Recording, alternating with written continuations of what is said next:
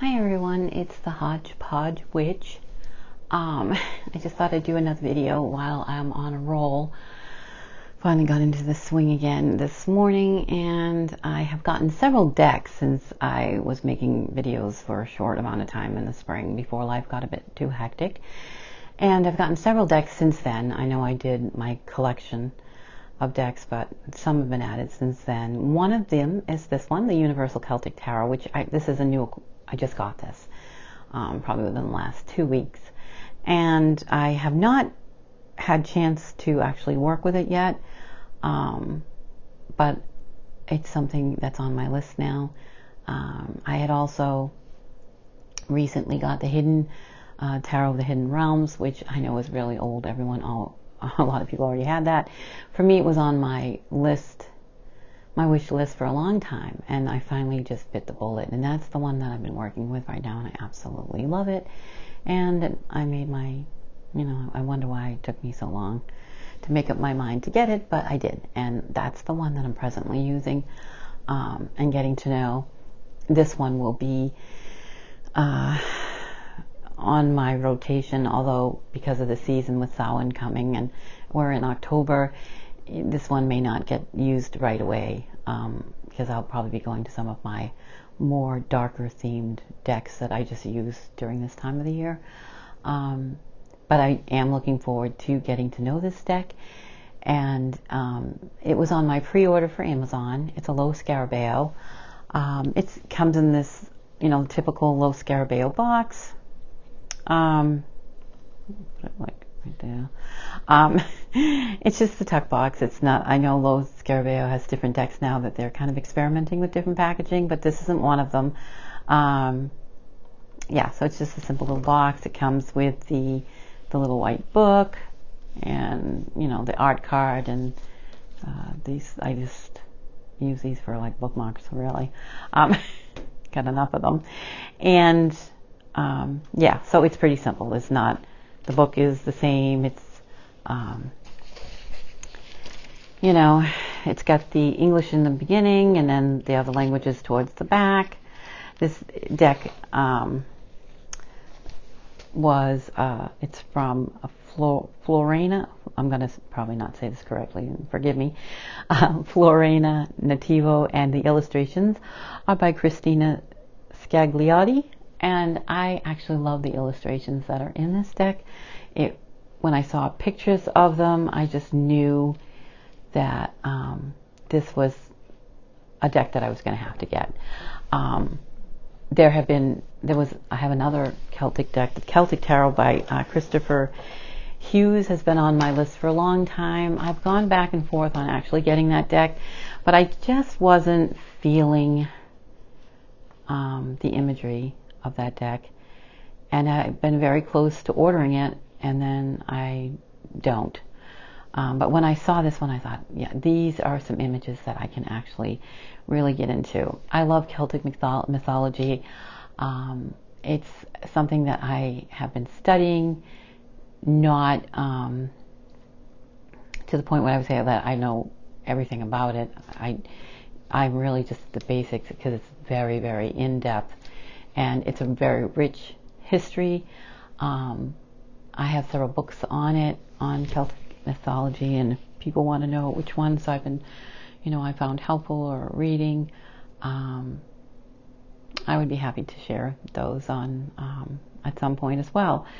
But do you have to know Celtic mythology? No. I think this would be a good springboard for someone who's interested in it, and I find that the cards reference more than actually depict an actual myth.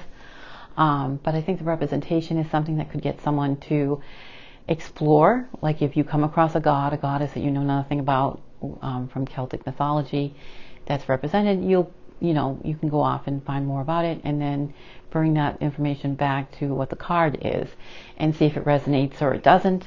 Some of these do and some don't for me, but again, that's something that I may just be having to work with the deck before I make any sort of decision on that. And yeah, if you're really going to be a stickler for the Celtic anything that's being represented in this deck as far as the image. If you're going to go right to mythology, say, well, that's not. I mean, there is it's, let's do air quotes, Celtic images are being used, but is it the true sense of, are you going to know this whole story? Is it being represented accurately? Probably not. But I'm okay with that. I'm okay with getting, like I said, I know it. If I come across something I didn't know, I'm the type of person that would look that up anyways, and I'm either going to use it or I'm going to use these cards the way I'm going to use them, as far as, but nothing in the, I guess what I'm trying to say, nothing in these images is going to keep me from, it's going to be a block, or like, oh, that's not the way this is represented, and that's not going to end it for me with the cards. I'll look at it like, well, that's nice, but I'll look at the image and I'm going to take what I'm going to take from the actual image anyways. So that was a long, let me just get on with it, I guess. I do have another Celtic deck, and it's the only other one that I have, and it's also a Lo Scarabeo, and I believe I showed this in the decks that I had. This one, the other one that I have is the Celtic Tarot, and it's more cartoony, and I'm going to say that it's more like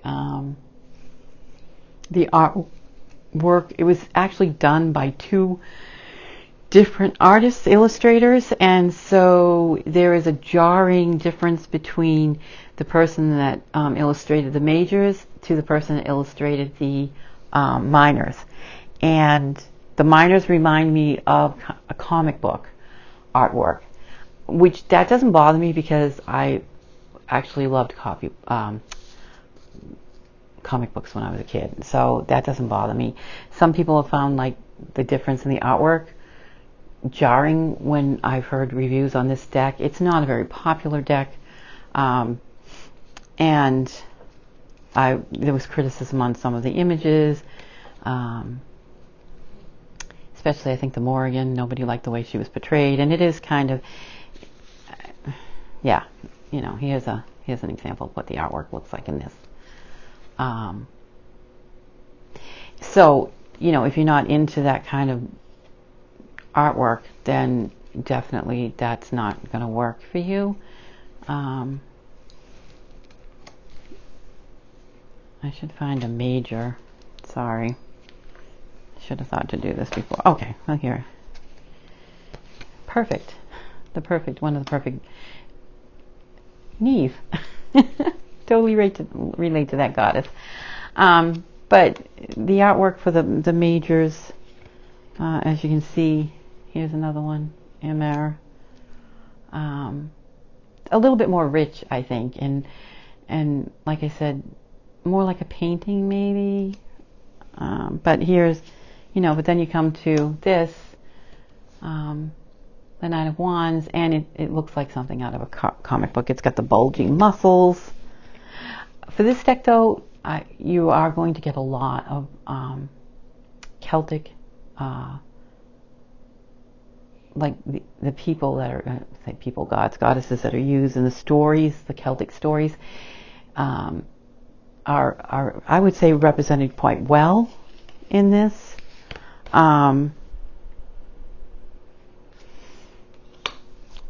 In these images, and to be honest, the Celtic mythology, a lot of their tales are very dark, violent.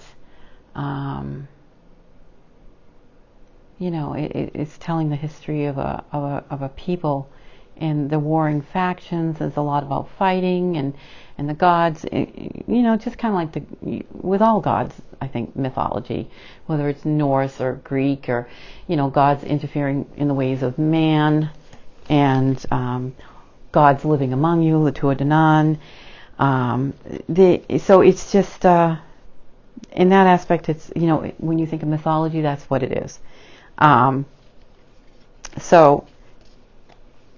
But there are a lot, I think, dark aspects to it. Yeah. So some might not like that. Like I said, if you're not into mythology anyways, in general, to do with your decks, then when you're dealing with anything like that, you will tend to get some darker themes involved in the storylines. But really, I mean, hey, the Grimm fairy tales are very dark, and those were supposedly something that we were reading to children, but all have very darker representations than what Disney shows. Although I think Disney does a pretty good job with some of those witches and evil queens. But anyways, back to this deck. I love the backings. I think they're beautiful. Yeah, so the backs of the cards, there is this little, little border around it, but that doesn't bother me.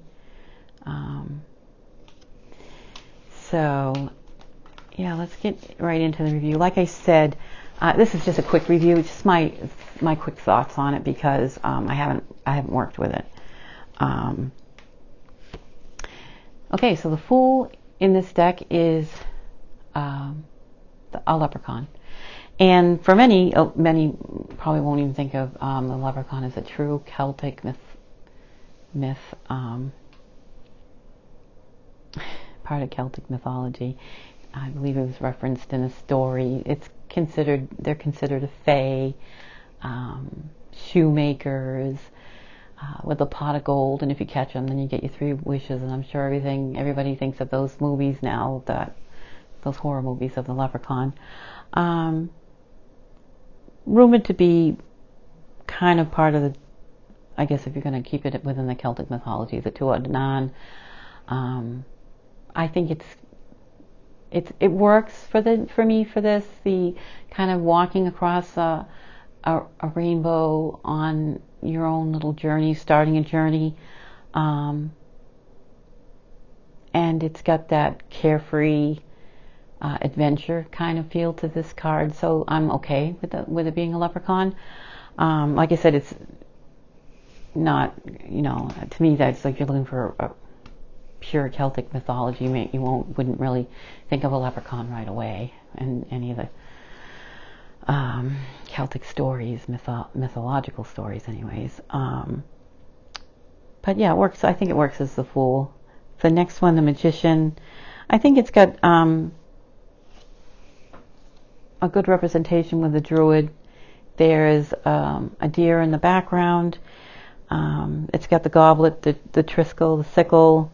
So that's all represented. The wands, the staff that he's holding, the light, represents your suits, and the as above, so below, drawing down the power that's in the, obviously being represented in the crystal, and focusing that energy. It's probably a good representation of the Magician, and it being a Druid, very believable. The card is very atmospheric. There is that connection to nature with the deer looking on. Deers were a very big part of Celtic mythology, and early Celtic life, and even if you go to England or Scotland, the king, they used to have the king's deer, and it just represented that a representation of the king and nature, and it was actually a crime, I think, to kill the king's deer. Just showing his domain over not just people's lives, but the very world that they lived in and around, and the animals that they needed to survive and live off of. And the deer, obviously, it's a cycle of life also. So there's a big connection with nature. So yeah, that's how this card works for me for the Magician. I find that's good. I really like the next card, the High Priestess, and she's got the 2 pillars, the moon. Her cloak has runes. There's a Bridget's cross at her at where it clasps. That's a great draw to the goddess. And the crane in this, there's 3 different cranes at the bottom, representing the 3 different faces of the goddess. I like that the symbolism as well. Crane represents water, air, and earth, and also the mystical aspect as far as being the crane was considered a shapeshifter, because when they were out of the water, not flying, they would stand on two legs. So the Celtics had lots of birds. Swans especially played a heavy role in some of the myths with people turning into swans or birds or animals. And I do like the three aspects of the goddess are represented with the cranes. I think that works. And the stone pillars on either side, the moon, it's very atmospheric. And I do get the feeling of Bridget from this. The next card, the Empress. I like the Empress. It's different. She's not pregnant. She's standing in a pool of water. There's the water, abundant water is flowing behind her. Celtic symbols are on the stones. Her dress is, to me, represents Gaia and the earth and its animal nature, the cycle of life that's being represented in her skirt. She's connected to water by standing in it, and it's flowing behind her. It just, to me, it shows the earth is ever renewing itself, ageless. And I like that. She looks young. She looks at, to me, what Gaia would look like, as far as if you're thinking of nature, and that's what the Empress really represents. The cycle of life, birth, growth, abundance. And to me, that's always being renewed. And you get that feeling, I think, with this card. It's really well that they're doing it in such a way that's not the typical representation, like I said, that you see with the Empress being pregnant. But you do get that feel of abundance, earth, and renewal, I think, in this card. And it works nicely. The Emperor. I like this Emperor card.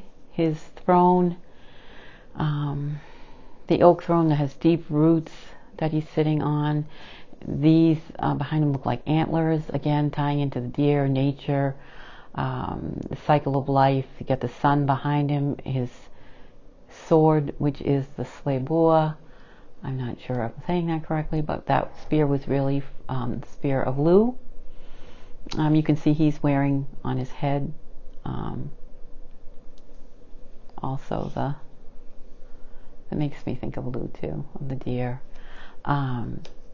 Of course, Lu in the story of the Tuatha De Danann, this spear actually, this is what I mean, if you're going to be a stickler for the spear, actually was so bright it couldn't be looked upon. It blinded people. You could see it for miles.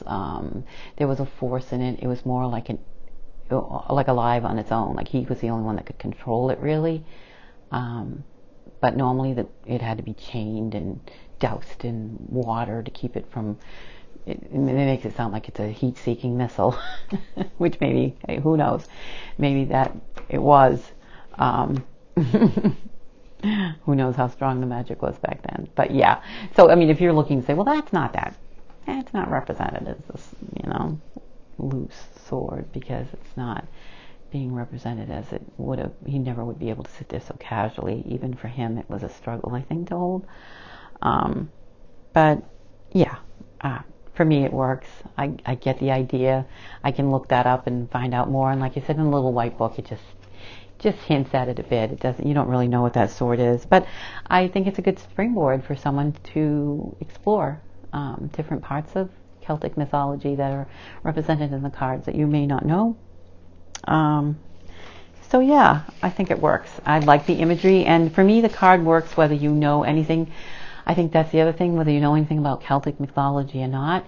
And if you wanted to use this just on tarot and the pictures and feeling what you get from the pictures, I think these images draw you in. They're vibrant, they're colorful. The artwork is just beautiful. So if I wanted to read this and just forget about any Celtic part of it, I believe you could just use that you'll be able to use this deck without knowing anything about it really, and get the essence that that's the Emperor. and what it represents, just from a tarot standpoint. The Hermit is represented as a druid, and this is, not the Hermit, the Hierophant. Pardon me. The Hierophant's represented as a druid, which was the religious, spiritual part of the Celtic community. They were very powerful. They were feared in some instances as well. They were the healers. They were the spiritual center for the community. The oak tree was very big in their spiritual practice. The oak tree was revered. And what he's doing here is he's harvesting the sacred mistletoe, and mistletoe was very sacred to the people at this time, and it was used as medicinal purposes. It could assist with fertility and the prevention of certain diseases. The oak tree itself, sacred. If two parties met beside an oak tree, if they had any differences, they would lay those differences aside for a full day. So that means if you had anything, a gripe, or that you were actually at war with someone and you both came across each other in the presence of an oak tree or standing under its branches, then you were to lay down whatever conflict you had for a day.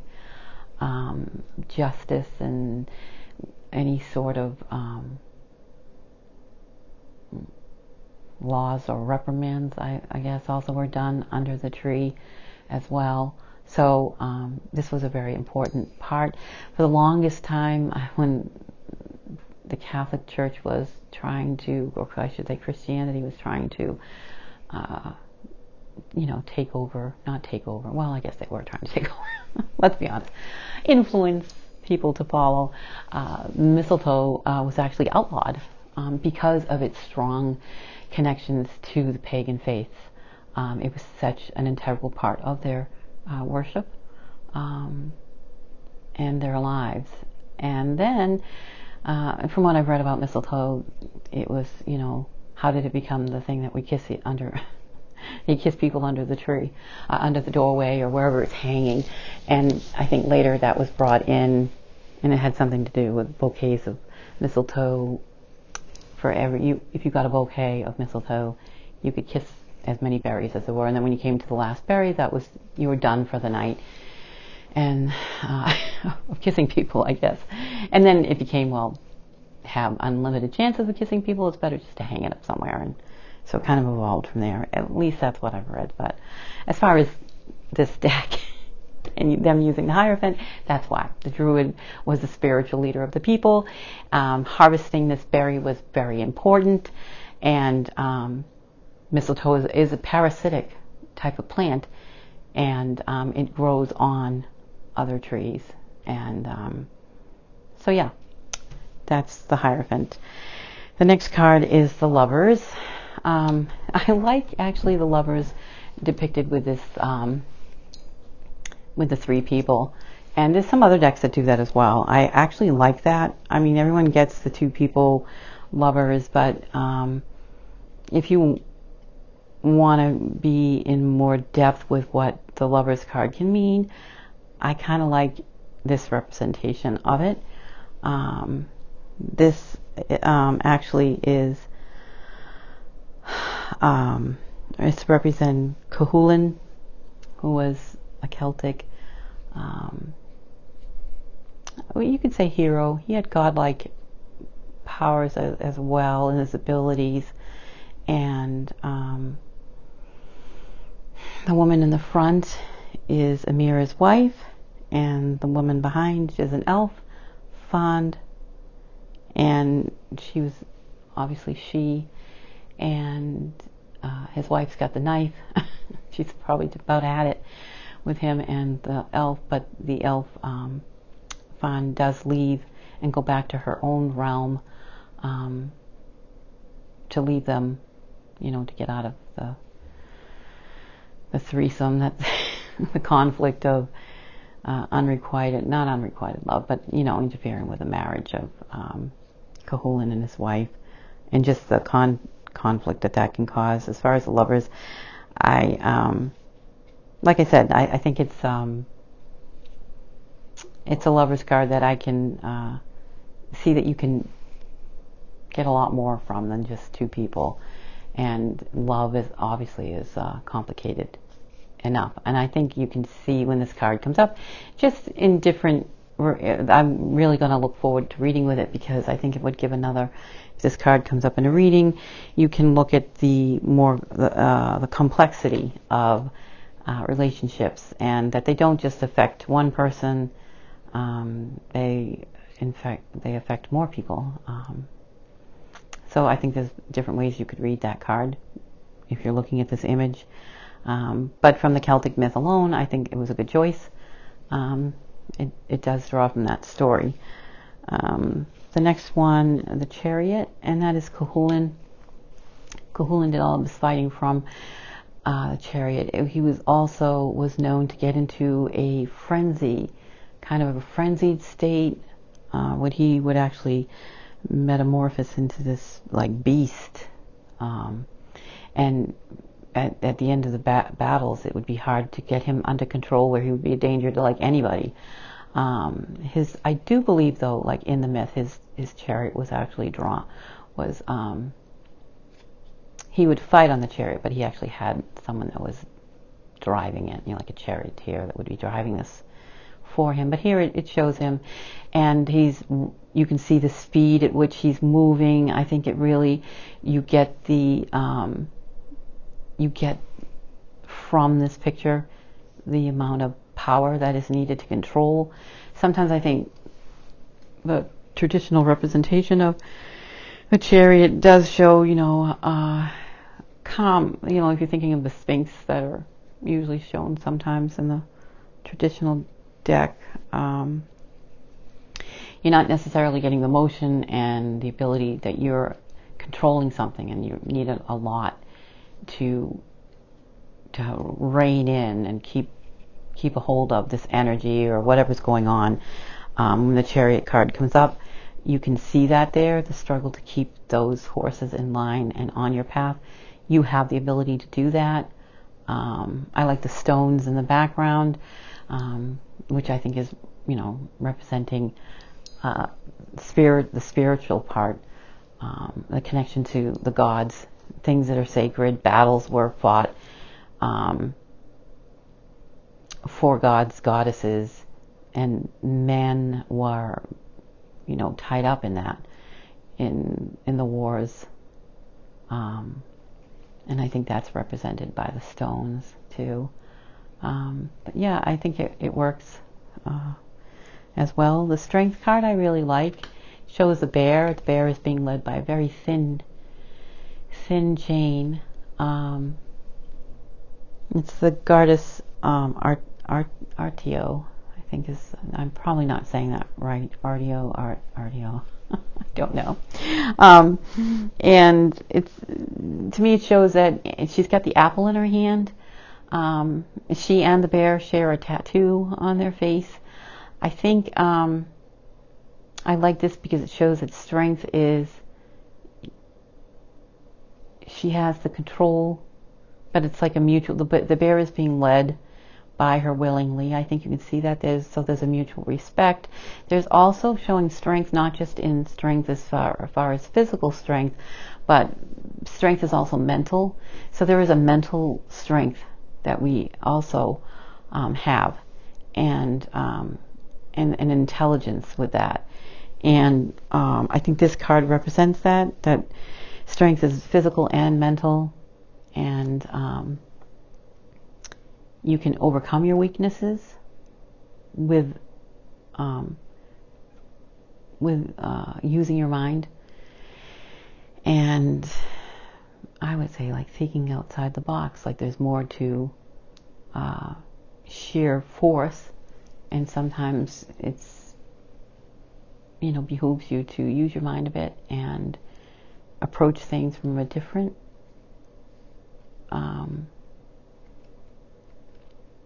a different viewpoint, maybe. Not that you just don't have to, not all about beating people into submission or showing that you're stronger. You can get the same results in a different way if you use your mind, and the ability that you have mentally is just as powerful as physical strength. More so, I think, sometimes. The Hermit. The Hermit is an elf, and it's got the lantern, fireflies, and you can see the moon in the background. I think that, and I believe that's water. It gives you the feeling of being out in nature, alone, and you do get the finding your way and illumination, but I think you also get it with the fireflies, that even nature has dark parts that are illuminated by other parts of nature. Like the firefly is actually a light in the darkness that's found out in nature. And so there's that feeling that even in the natural world, there is darkness and light, and things bringing light into darker parts of even nature. And it's the feeling that you can go into a dark place, and with a little light or illumination, you can find what you're looking for and see the hidden truths that are there, which is really about, to me, what the Hermit card is about retreating and looking for inner light, so that you can bring that knowledge out into the world and illuminate it like the fireflies. If that makes any sense. It probably doesn't. But anyway, like I said, you can get your own, I think there's enough to work with these cards to get your own feeling about what the card and the message is. I think it does it well. Next card is the Wheel. And I actually like this card. This card is, in this card, it's telling the story of one of the Celtic myths of really destiny, and how life is a cycle, a circle. It's a story of Gawain, who drinks from, tasted the liquid of the cauldron of the goddess Caradwyn. I think I'm getting it right now. And with that, he gained knowledge and magical abilities. And she became angry, and she chased him. And in the story, he changes into different animals, and then she changes into different animals to catch him. And it goes around, like from the dog to the rabbit to, I think there's a fish and the otter, and there's a hawk, and he was the little bird there, and she was the hawk to get him. And then finally he turned into a bit of grain or a seed. She turned into a chicken and ate him. And from that, she is the whole cycle of renewal in life. And that is how she then gave birth to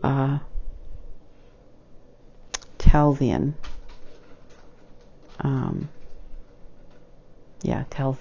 Talzian. I think that's the way you say his name. And that's how he's born. And so I really like I said, I like that for the Wheel, because it really does show the whole cycle. And from that, that's how Talzian's born. So Taliesin, I think, is the way maybe you're saying it. I don't know. I'm not very good with the pronunciation of the mythic, the Celtic mythical names, but it's something I'm working on. And so I really do like that card. I think you can get, it's the Wheel of the Circle, even if you didn't know the story. But to me, this one, it really does help to know the story on that one. But you can physically see the wheel that she's sitting in the middle of it, so you can get the regular tarot meaning if that's all you're looking for. Justice is just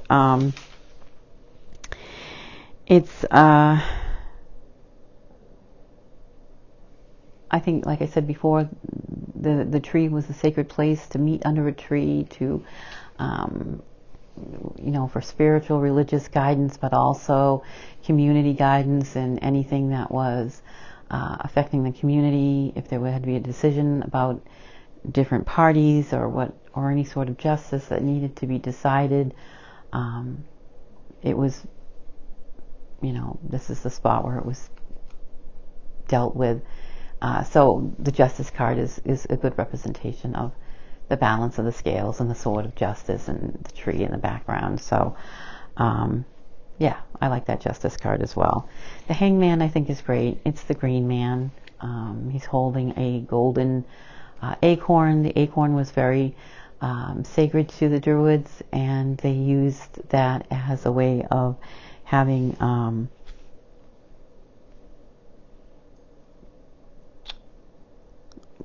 they ate it to have prophetic prophecies, to see prophetic, I don't know if it's dreams but they used it for prophecy. They ate the acorn and they used that as a way of having prophetic thoughts, ideas, dreams, so forth, to become enlightened of certain mysteries. And again, I think on the theme of trees in general and nature, I like that the hanged man is the green man. And I think just in general, you can get that feeling of waiting. You're paused, and if you take the acorn as prophecy, you're waiting for something to be revealed to you. And I think the use of the acorn for this card, and along with the green man, is nice, because that's the way I think of the hangman. It's time to take a pause, and you're waiting for the time to be right. And in that waiting, you're going to get more information, and it's a needed time to think about it and or be enlightened by asking for assistance on what to do next. But it is a pause, and I think that's shown quite well there. Death is the Morrigan. This is kind of graphic for some. I would perhaps, like I said, Celtic mythology does tend, I think with any kind of mythology, it does have violent stories in it. The Morrigan was associated with death on the battlefield, and her raven. But all become equal in death. I think that's what the little book says. And there is an equality to that it's like a leveling, a place to be leveled. When death is death, once you're dead, you're just like anybody else that has been killed in battle, or they're all on the same plane now, on the same field. It has a way of making everything, it brings everything into focus on a level viewpoint. And then from that, there is rebirth, regrowth from death. There is renewal. This was in nature. The cycle will begin again. So it's the ending, and also a renewal, which to me that's the death card as well. Temperance is represented by Bridget, and I think this is good too. She was the keeper of the flame, and to have her be with the flame and water, there is that tempered balance. I like that. And so I think that this card works well for the temperance card. The devil is the next card. People not familiar with Celtic mythology might wonder what this whole tongue chain and tongue is about, and this is the god Ogmios, and he this is representing that through whispers And I guess it's the old adage, you can get more with sugar, sometimes than force, and it's a bit more, how do you want to say,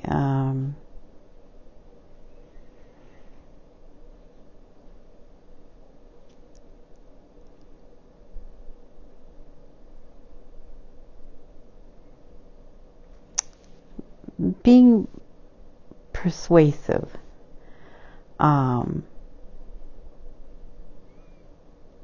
kind of controlling, influencing people, kind of that Machiavellian kind of idea of influencing people in their lives and controlling people with what you say, saying one thing with your words that cause people to act or stay with you in a certain way.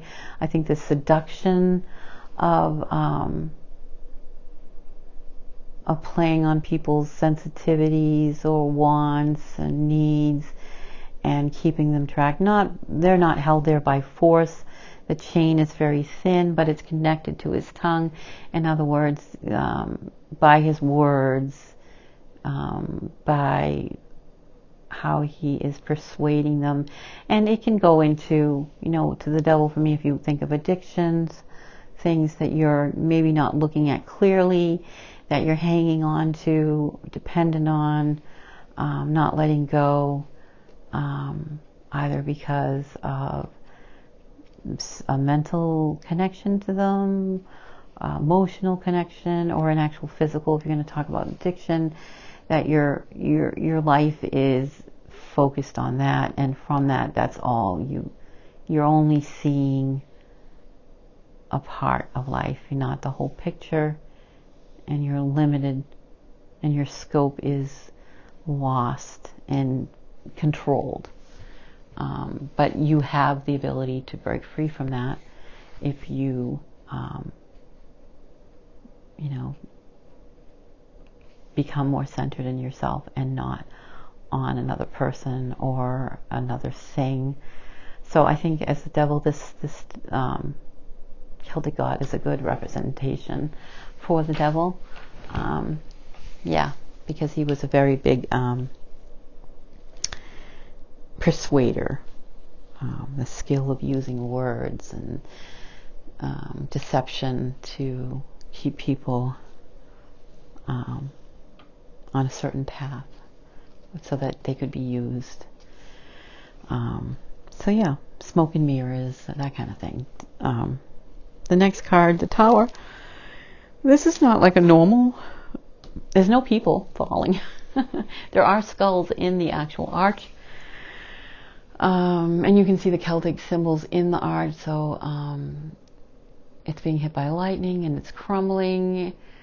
So you do get the feeling that something that was built up is now being, falling apart. And so it's a supportive struggle, but it's being brought down by, the force of nature or some other force. And basically, I think you can look at that and still get the idea of what the Tower represents, that from something that is solid and built up, either it's a part of your life or an event, something is happened or going to happen that is going to shake your foundation. And you can see why the skulls are on this arch. Because nothing is going to be the same after. It's an ending. It is definite ending. But I like the path through the archway, because although it's coming down, you can get past it, and there is life beyond that tower, that arch.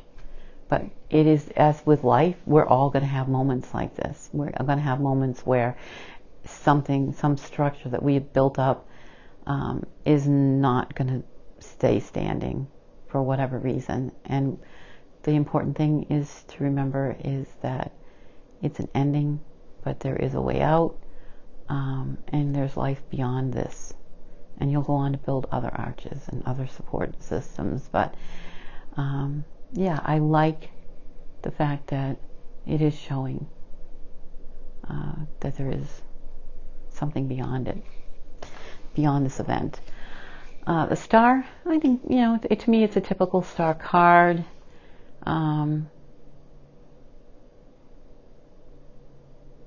It works. I don't, she's blowing on 8 stars.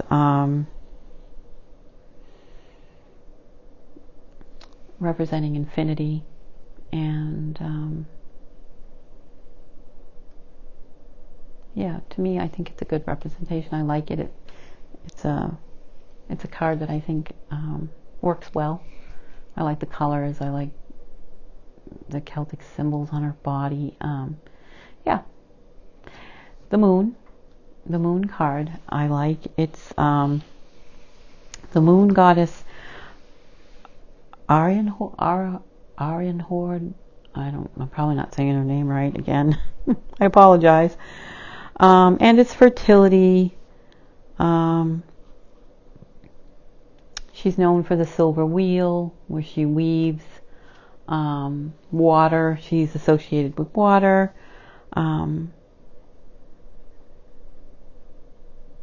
She's also known as between lives, reincarnation. It's where she's like the gathering place. Like in between your next life, you'd be gathered to her, and I think it represents the moon well, because you get the feeling of a mystic side. When the moon comes up, I always think of something deeply spiritual, mystical. Something's not what it seems. A feeling, a feeling of something beyond. It's not just what you're seeing.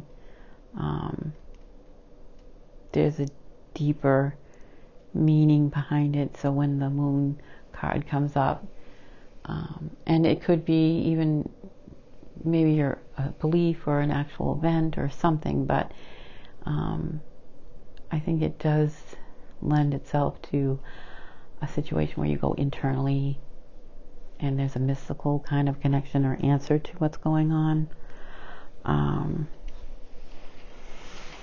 Yeah. Oops. Sorry, I just dropped my pen. The next is the sun, and here again is a deer. It's a white deer. You can see little fairies around this deer. The sun, obviously, in the background. I think it's a beautiful card. I think you get the same feeling, at least I do, without the creepy baby, as Jennifer says. Jennifer's witch house. I love how she says, and creepy baby.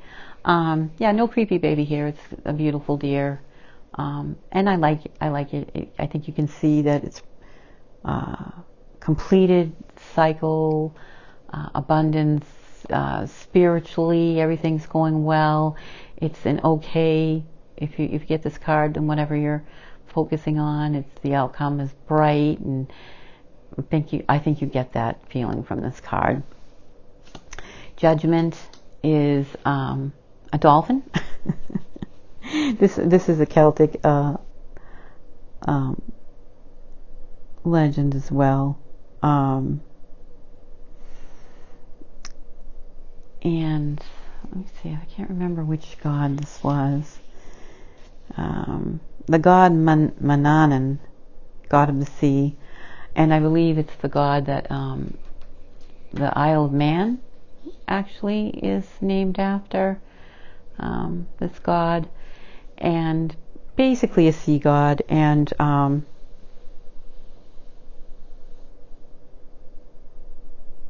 it just says that the dead on the island raise their arms to him in gratitude.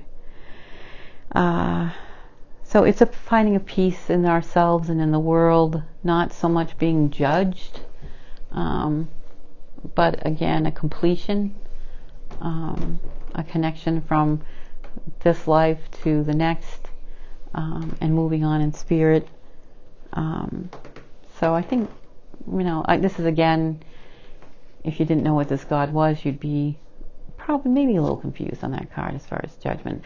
I think the people with their arms raised gets you the same feeling as you do in the traditional meaning of being raised up, or but this is just, I believe, the whole connection that, you know, you're not really gone, you're still connected, that this journey from this life to the next, and the connection with deity, and again the cycle of life. The World card I really like, again the deer, and you have the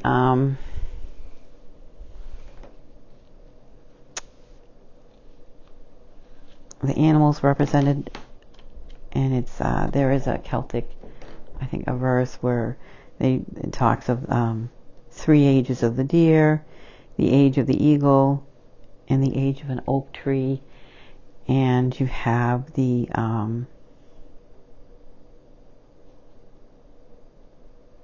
Cerberus, which is a serpent. They're showing the head of a ram, but it's the cycle of the, usually it's represented by the serpent eating its own tail, and that is the cycle. And so with the deer and the animals in this, you get the basically they're saying, and with the tree, and it's a cycle. You get the age of the deer, the life of the eagle, and the serpent, and it's just all connected. So to me, I think that card works as well. I'm quickly just going to go through the majors, because this is this is going to turn into a really long video. But again, I'm going to, not the majors, the minors. Now, I'll just flip through them so you can see the cards. And again, when there are this would be the Dagda's bowl. That was, I believe it was never ending. And it's his cauldron, regenerates and gives life. So for the Ace of Cups, that works. The Two of Cups.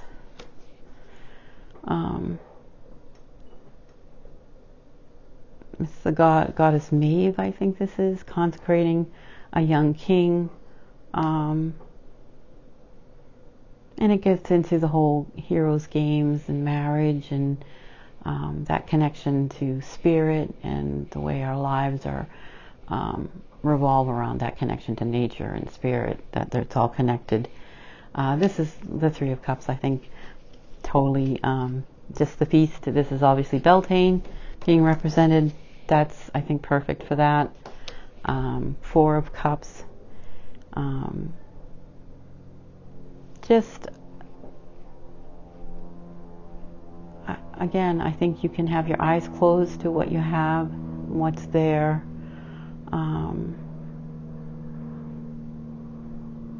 We're not always enjoying what we have, or even what nature is giving us. There is a sense of being within ourselves and not looking and seeing what we do have around us. The Five of Cups, being separated from our world and a new level.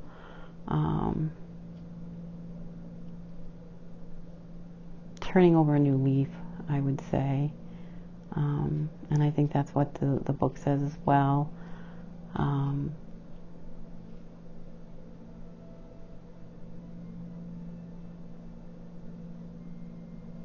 Yeah, and looking back too, I think this is obviously spiritual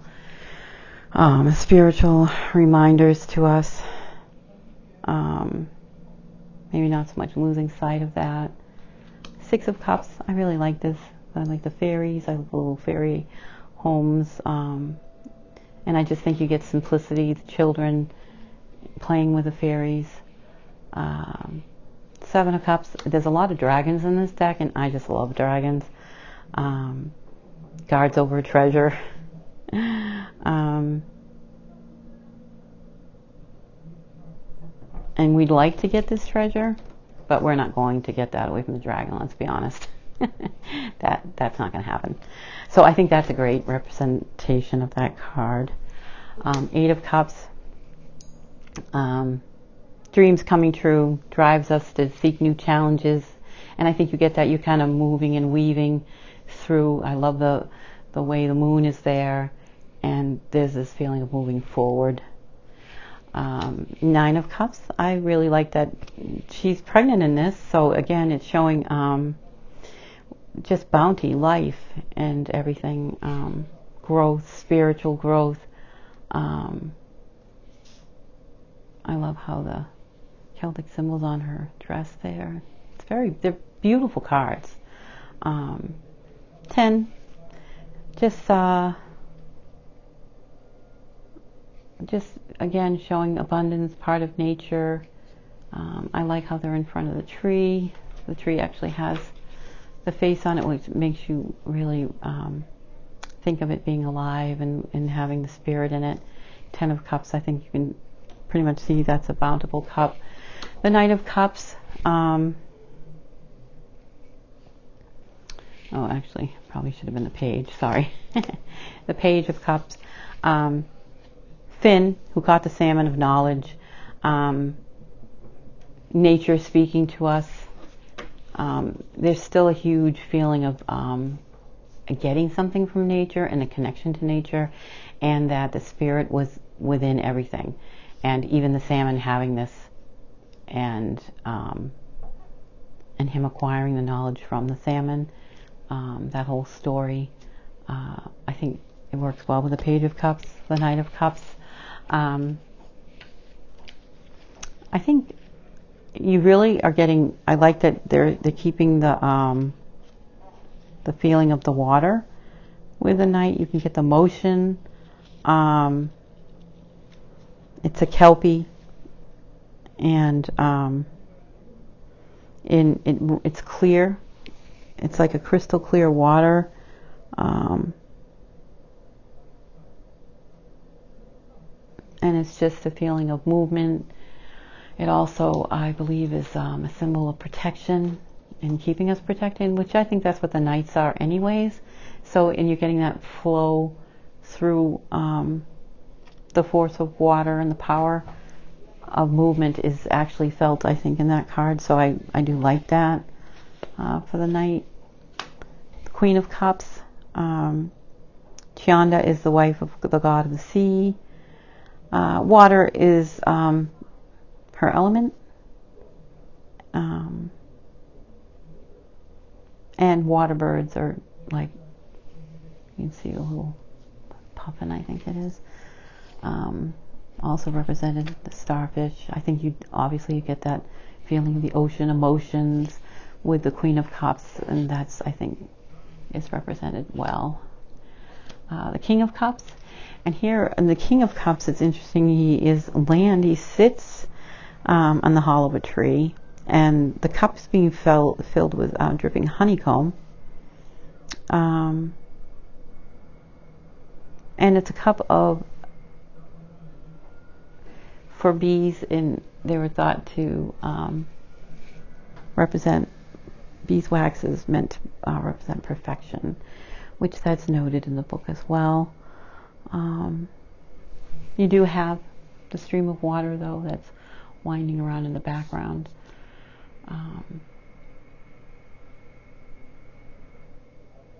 So again, I think it's a beautiful card. And you may, maybe it's not enough water for some people, but it does bring in a little bit of the Celtic story with it. But I don't think that it would be impossible to just read that card as a straight King of Cups. But I do think the honeycomb dripping into the cup does bring another level to it. The Ace of Pentacles. Obviously, the aces and the pentacles are going to be, in this deck, are represented by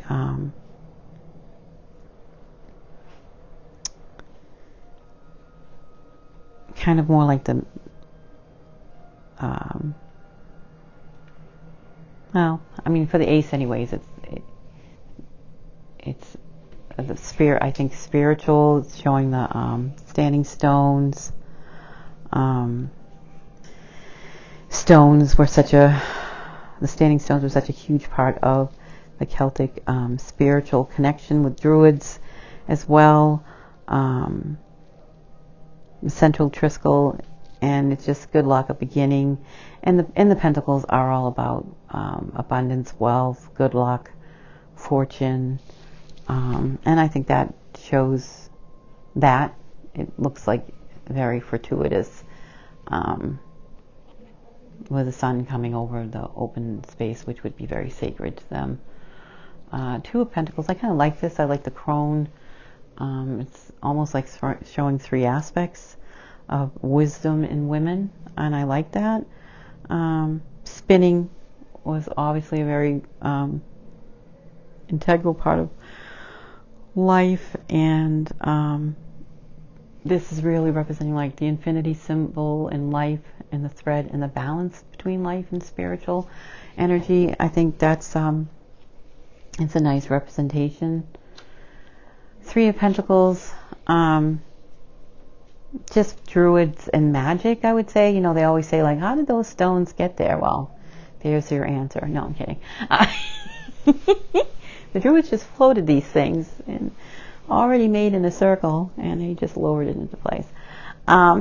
So that's basically it's the magic of the circle of Stonehenge coming down from the heavens, and that's according to the legends, I believe, too. So, but it's the power that's directed by the druids, and yeah, I mean, that's probably a card I'll have to sit with for the Three of Pentacles, but like I said, I haven't worked with it yet, so I'm looking forward to getting my own sense and feelings of how I can relate to that card. The Four of, because we always represent that with being miserly, this I thought was interesting depiction of it. Four of Pentacles, it shows a blindfolded man. The flowers in the center is the Pentacles. And I think it's interesting because it's almost like you can be blind to what's in front of you and to the wealth that you have, instead of just holding on to and looking at it as in greed and holding on to things. I think it does represent that you're blind to the wealth and the beauty that you have.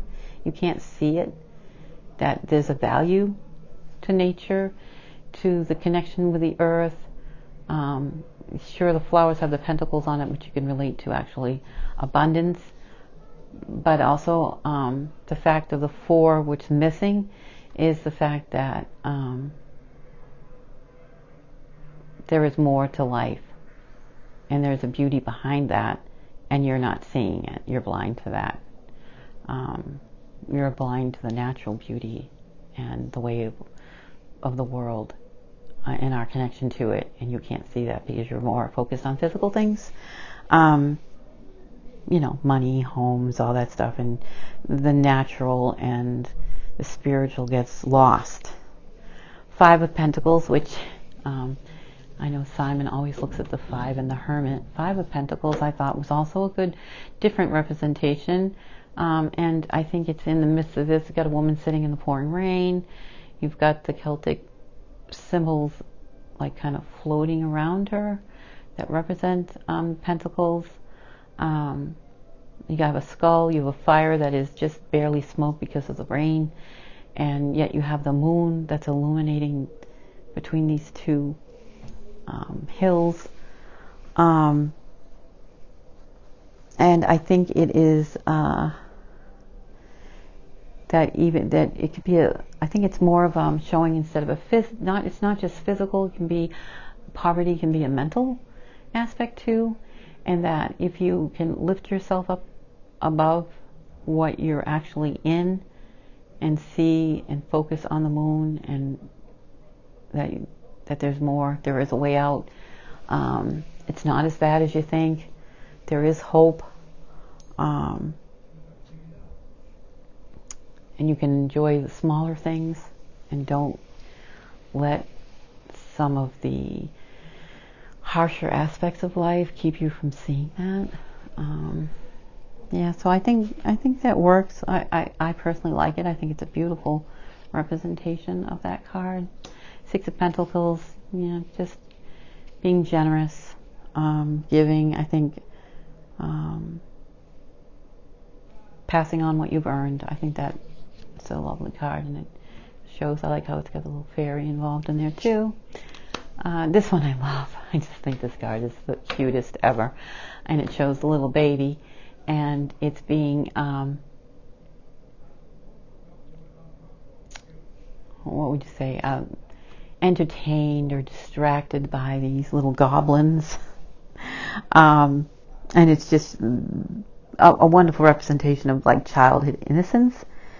And what little magic they're doing, it's mesmerizing. That's the word I would look for, is that you just, when you have the heart of a child, or see things with the heart of a child, there is an innocence, and you can be mesmerized by that. And it's showing how the goblins are just like mesmerizing them with just simple magic, where an adult may not be that impressed, but for the baby it's quite a feat, and they're just enjoying that. Eight of Pentacles, and this is a leprechaun again repairing the shoes. And it's just a representation of the forest, quiet life, Eight of Pentacles, and work, and there's an owl right there in the tree, and just like the cycle of a quiet, productive life. It's very peaceful. There's no upheaval. There's a focus of a task, and there's prosperity from that, and doesn't always have to be about money, because you're surrounded by wonderful things. Sometimes a quiet life is worth more than money. And just simple tasks. Nine of Pentacles.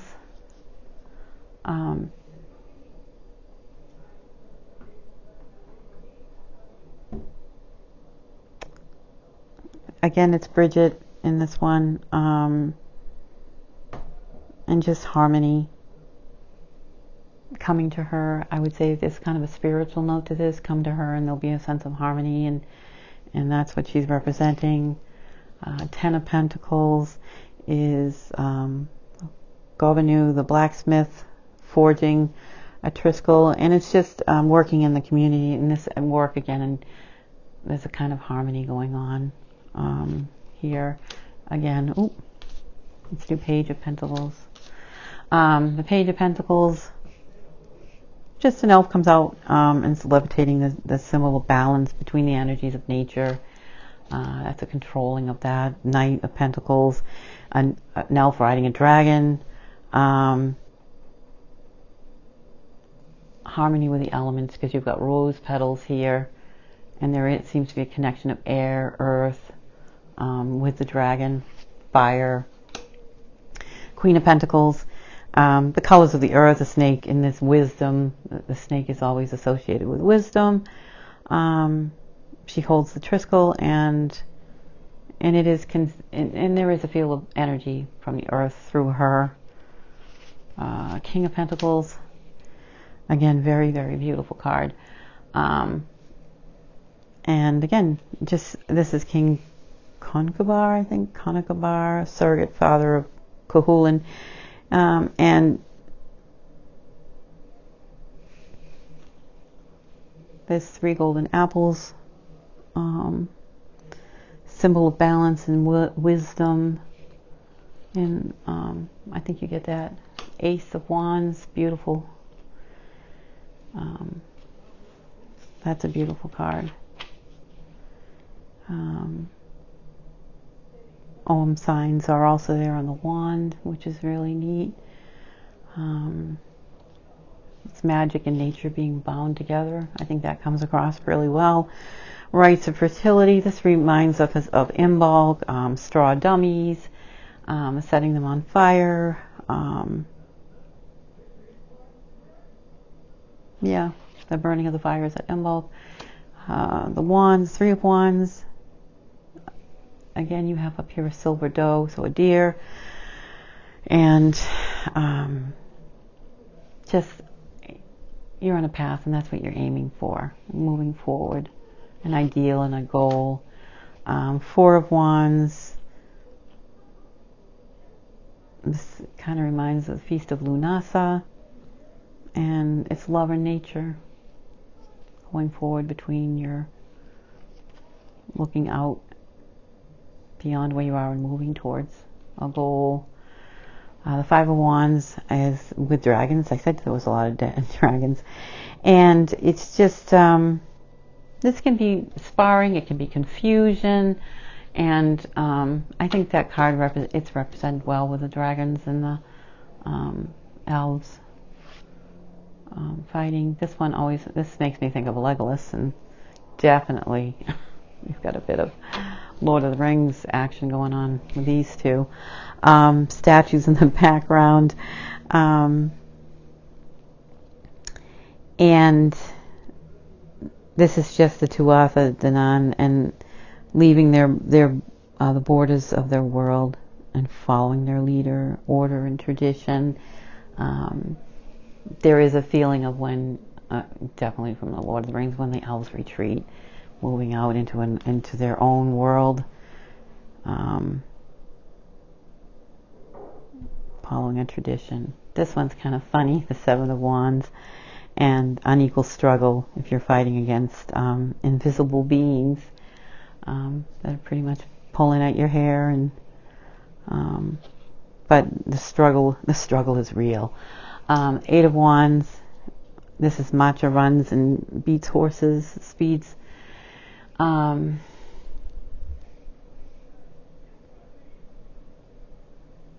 Speed of action.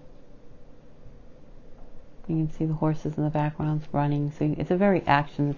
The wands are anyways. And you get that kind of running feeling with that card. Nine of Wands. There's no point in hiding. You're going to have to face this beast. So there's really no getting away from this situation or whatever it is. You are going to have to face it. Ten of Wands. I kind of like the Ten of Wands in this. That we're unaware of dangers, that we grope and we walking precariously on the tops of these wands, where one false step and you're falling into this misty pit with whatever that is. So there is a feeling of danger, of not knowing where we're going, being lost. So I think that is really a nice card. Page of Wands. No, that's a nice card to be lost and in danger. Representation is the Page of Wands. I like this card as well. Like I said, I don't know if the colors are picking up these cards, but they're beautiful. And just channeling your energy for creating and manifesting. I think that comes across in that card. The Knight of Wands, a unicorn. Just subconscious thoughts, it says in the book for this one, for purity of your thoughts through the unicorn. It's a mystical connection, I think, and you get that a wielding of your mystical, integrating them for creation. This is very Halloweeny, fall colors to me. This is the Queen of Wands, and the symbols is a shamrock, the Triskel. Runes, and you're just getting a very on fire connection with this card, and the energy of the wands I think is represented well. This is an interesting, the King of Wands, the figure, just the way he's integrated into the tree, the Celtic tree of life, and just that the king and the land and the runes and the breath of life, and it's all connected. And you got the dragon with the fire.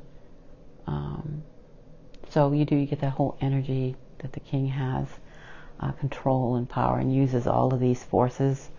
So I think that's a great representation. It's a beautiful card as well. Ace of Swords, looks like Excalibur, stuck in the stone.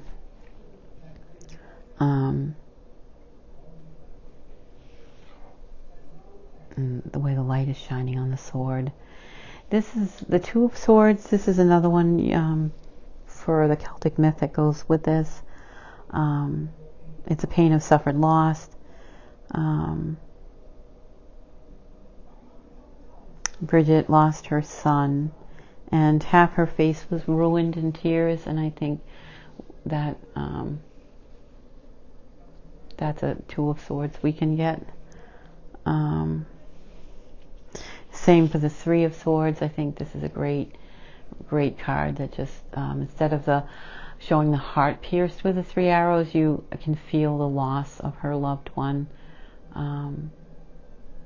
who she's cradling, in this cold, barren as in you're surrounded by the trees and this grass, but it's cold, and you're in this cold place now, the loss of your loved one, or it could be an event or a stage in your life, something that you've lost, and I think you can get that feeling of loss.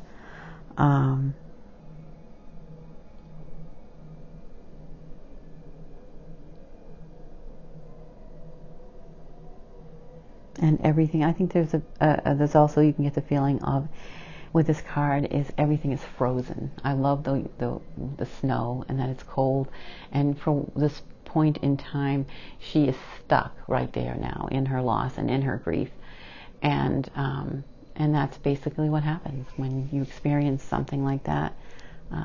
Everything stops except for that moment, and you are stuck in this frozen moment of, the loss of your loved one. The Four of Swords, I actually like this. This is obviously a troll that has stayed out in the sun and become stone, and I like that actually. For the Four of Swords, that nature takes its toll on you. If you don't move or move forward, you will become stuck or frozen. If you just take,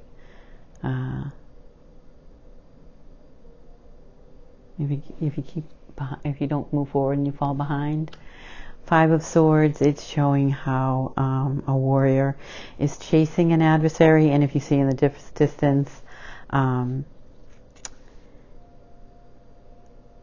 a fairy is using magic to make the adversary, the person he's pursuing, disappear.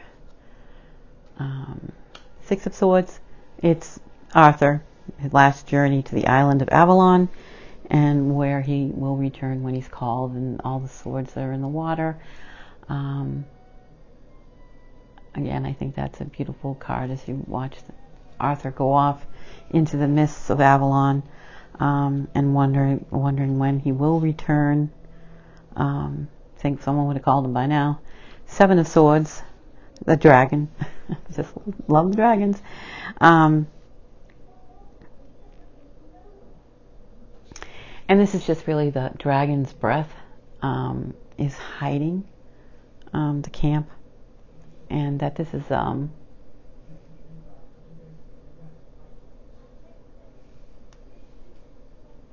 showing that it's your state of mind. Another pretty card, Eight of Swords, and this is Bloodwed, the woman made of flowers. Taking the form of an owl.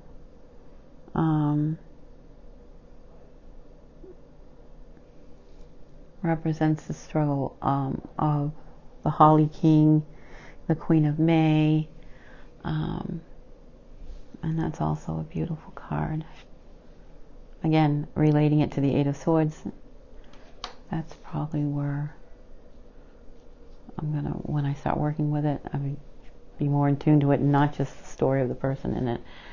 Nine of Swords, you've got these devils or goblins, and the feeling of you're being tormented in your sleep and in your dreams.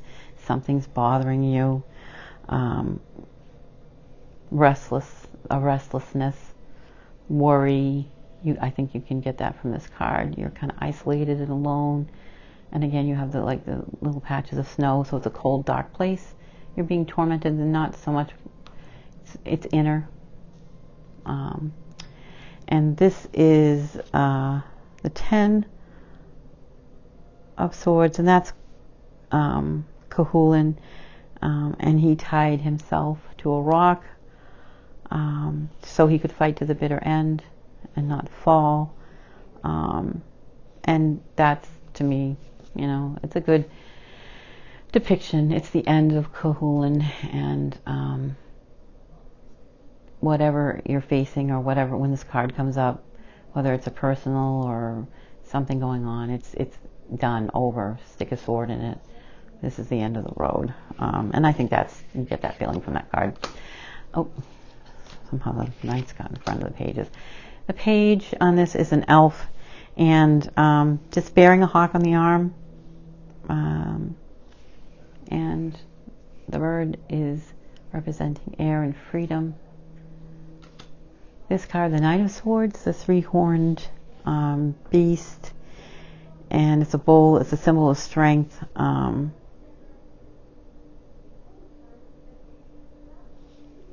And there's definitely movement, fighting, motion, a battle, a fierceness to it. 3 is represented. And then you've got the cranes again, which is that spiritual connection. You've got the Celtic cross behind.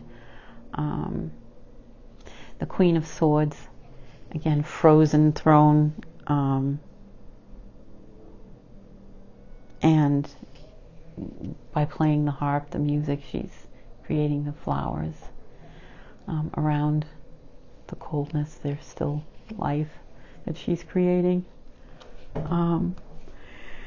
And the king of the Tuatha Nuada. He has a silver arm and holds the glittering sword of Solace in defense of his people. It represents him being impartial, using strength, wisdom. The silver hand, for those who don't know the legend, if you were a king, you weren't allowed to be king anymore if you were maimed in battle, because the king felt that he was to be perfect, and he was not. He lost his arm in battle, so he was not king at one point. And then the smith, I forget the name of the smith, but anyways, the smith made him a silver arm, and once he had an arm, even though it was made of silver, he wasn't missing anything, a part of his body, or maimed or wounded. The arm was a replacement, so that he was able to keep his power and rule. And again, you've got the dragon in there. So there's a lot of dragons in this deck as well. My impressions, this has gone on now for an hour and 23 minutes, so I'm going to stop it here. I like this deck. I like the cards, the colors, a lot of the images. I think if you didn't know the story, it makes you want to look it up and learn about it if you didn't know the background. The book is not a huge source. It gives just a little bit. And some of the meanings are not going to be, may not resonate with what you know just in tarot in general. There's not a lot there, but there never is with those little white books. But I do think it will spur you on to learn more about it. But also I think you can come up with your own. I tend to read intuitively with my decks anyways, and I think these pictures are beautiful, and if they come up in a reading, there's plenty to work with and to feel, I think, and not just the traditional meanings of the Celtic mythology or just the tarot in general. That's it with these cards.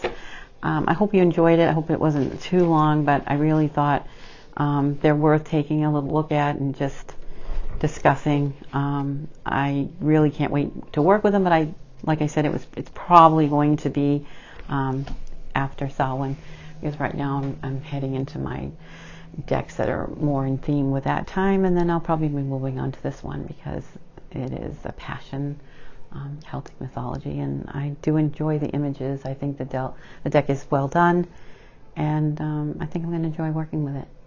Thanks again for watching. If you hung in this long, and hopefully this might, make it easier for you to decide if this is something that you may want to add to your collection or something that you feel like you might want to work with.